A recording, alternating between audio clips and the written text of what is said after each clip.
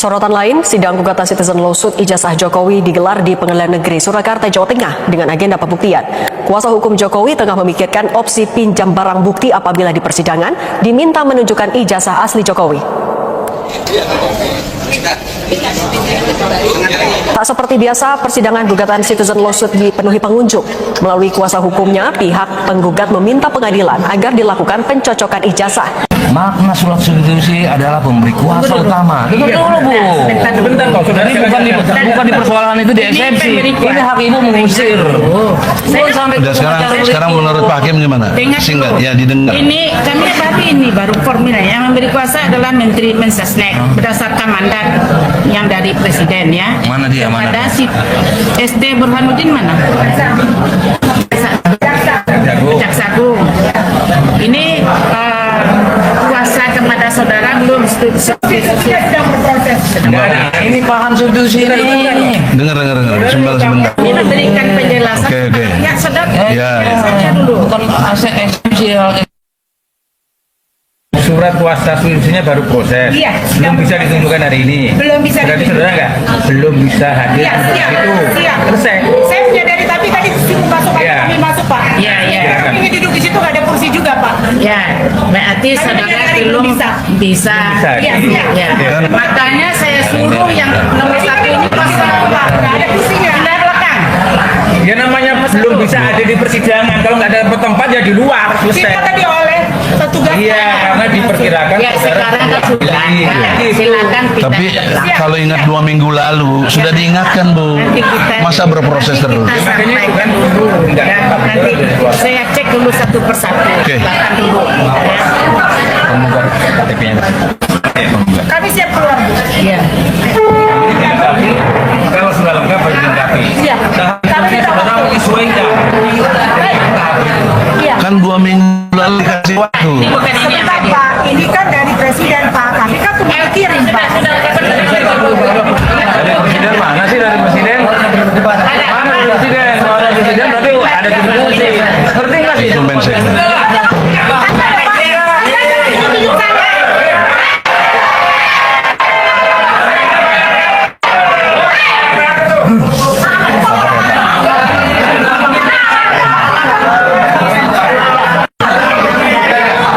Ini mewakili presiden, tapi nggak ada surat kuasa, maka disuruh keluar.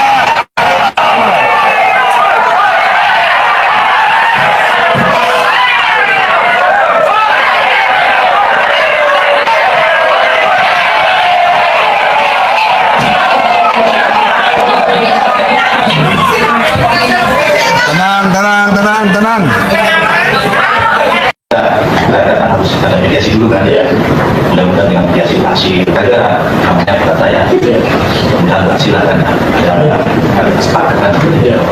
Kalau dia pengacaranya berhasil kan, nah kita pertahankan ya, semuanya mengatakan seperti ya, dan sebetulnya dia ada kami panggil kembali sidang saya dan sidang tadi di mana diri.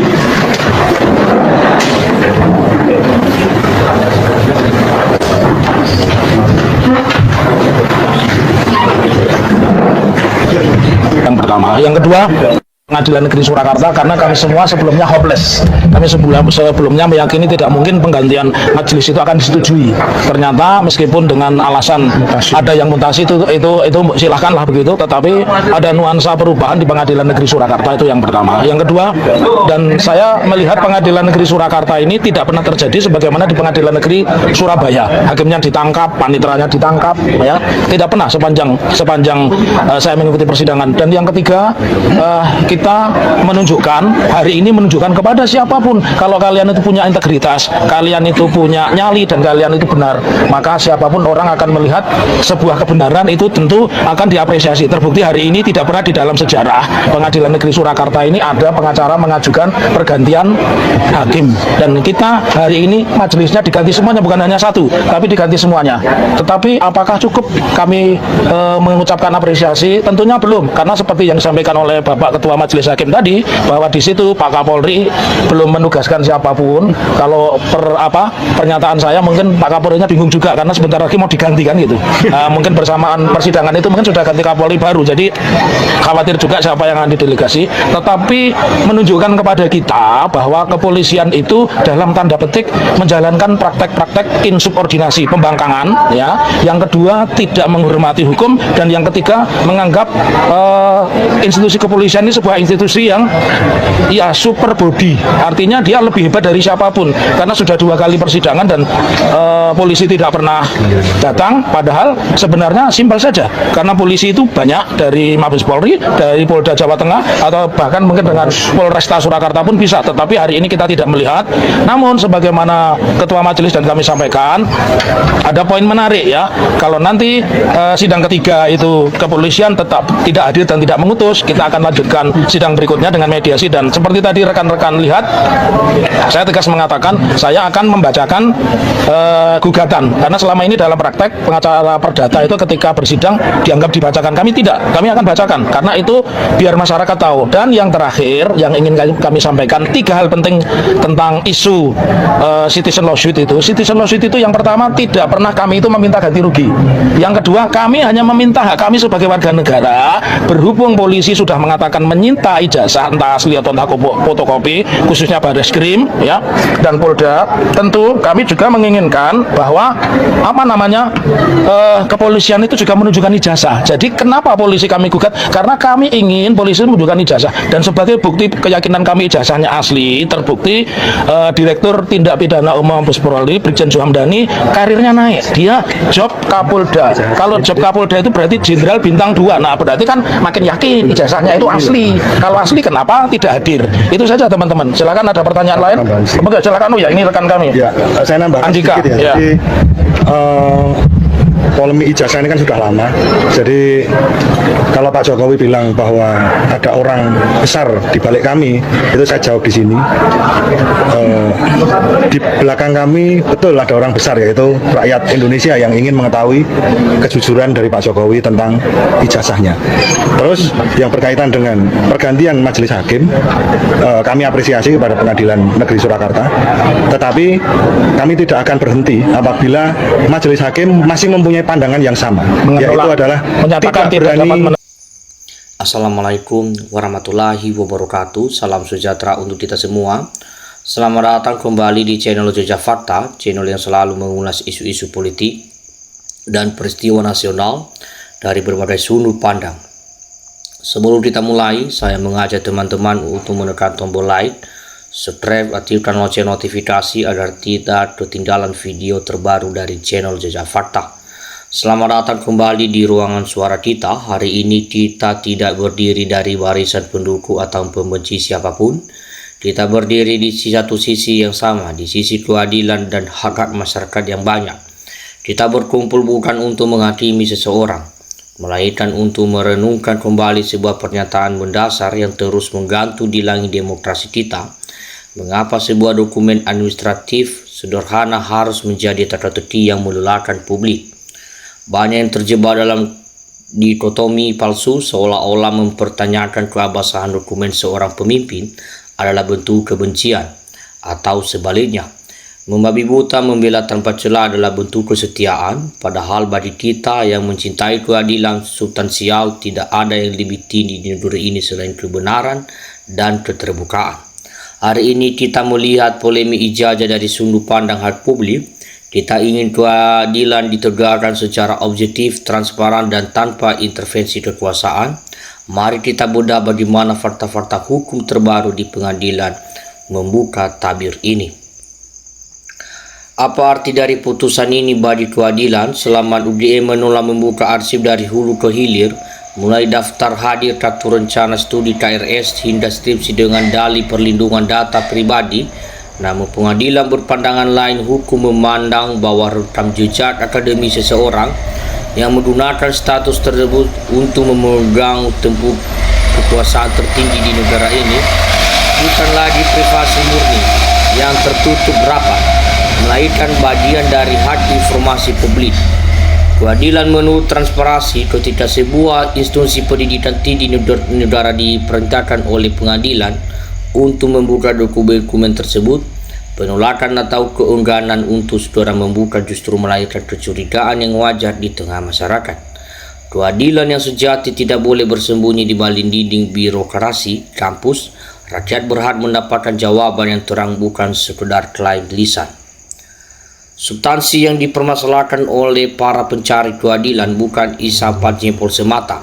Mereka menyoroti detail administrasi seperti format, kelengkapan lembar pengesahan, hingga prosedur legalisir yang dinilai cacat formil.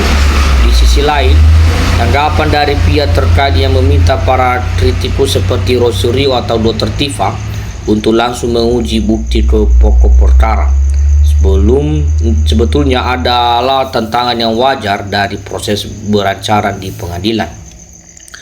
Namun keadilan yang berimbang menuntut agar negara di institusi hukum tidak menggunakan instrumen kekuasaan untuk membungkam suatu kritis.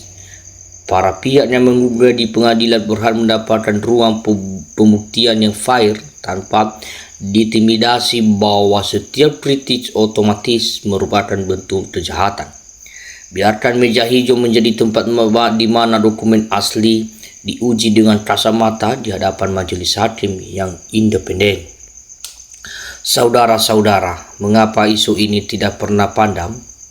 Jawabannya sederhana, karena ada jarak yang menganggang antara kepastian hukum formal dan rasa keadilan substansial di hati masyarakat. Keadilan bukan sekedar penjabat menyatakan saya lulus, atau polisi mengeluarkan hasil lapor, atau rektor membuat surat siaran pers. Keadilan dirasakan ketika seluruh dokumen dibuka secara transparan tanpa ada yang ditutup-tutupin, tanpa ada kesan institusi negara sedang melindungi figur tertentu.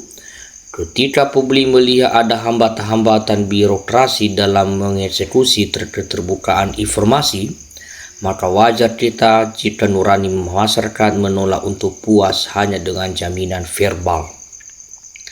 Masyarakat menuntut keadilan yang merata. Hukum tidak boleh tajam ke bawah kepada pengkritik yang mempersoalkan ijazah namun tumpul atau terkesan melindungi prosedur administrasi institusi besar.